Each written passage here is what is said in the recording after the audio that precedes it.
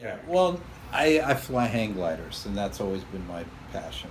So, Yeah, that's pretty extreme. yeah. I mean, I don't think of it as extreme, obviously, but so it's been a passion since I was a child. I wanted to fly.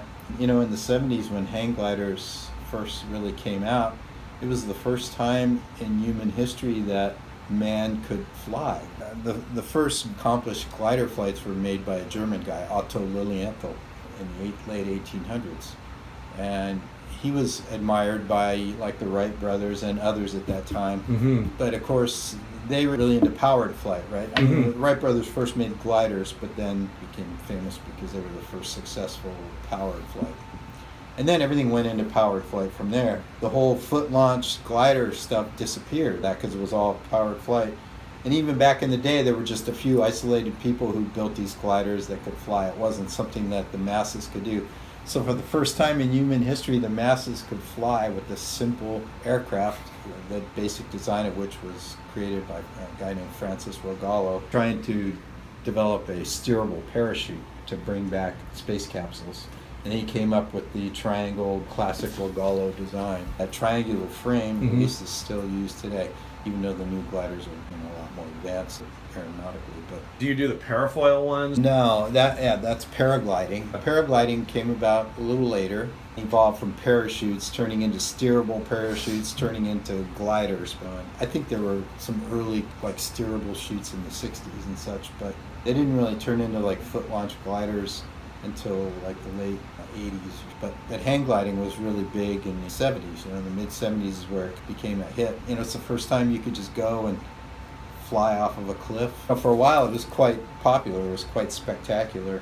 So you've obviously done Torrey Pines. Have you jumped off really big sand dunes? Yeah, I've flown sand dunes. I flew out in Glamis. I took a glider down out there. And there's a lot of strategic decisions when you're flying, because you're always looking for the way the air is flowing over the terrain. And in a glider, you can't just turn on the power and fly away, right? So when you're coming down, you have to pick your landing zone, and if you overshoot it or undershoot it, you could land in the water, land in cactus, land on big rocks, whatever. I mean, in the U.S., we're legally prohibited from going above 18,000 feet. But in like the Owens Valley, the Sierras and the Whites are, you can easily get up to that. In fact, it's sometimes hard to stay below that on good days. Do you ever put a parachute on yourself? Oh yeah, fly with reserve parachutes, just in case you hit something really gnarly and breaks the glider, but they're pretty strong. I mean, hang gliders are pretty strong.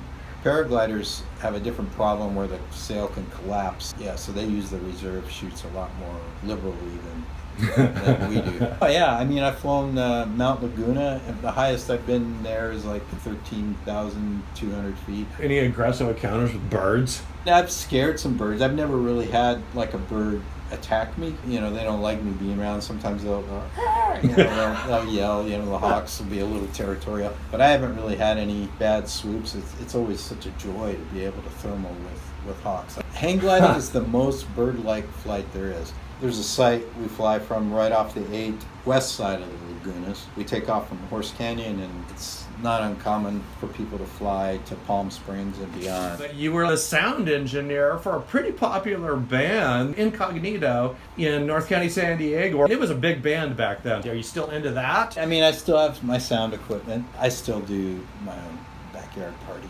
I enjoy doing live sound. It's a lot different than studio sound, for sure. How was that when you were with Incognito? It was awesome. I mean, they were very popular. Everyone had dreams of they'd make it big, and they had some interest with people that had some money for a little while. But it didn't work out. The band broke up eventually. Well, some of the relationships that you had from the Incognito days actually carry on to Massa today. My brother-in-law, Bill, who was the lead guitarist for Incognito, he works here as an engineer. He's a good draftsman. He does a lot of our blueprints and stuff. So.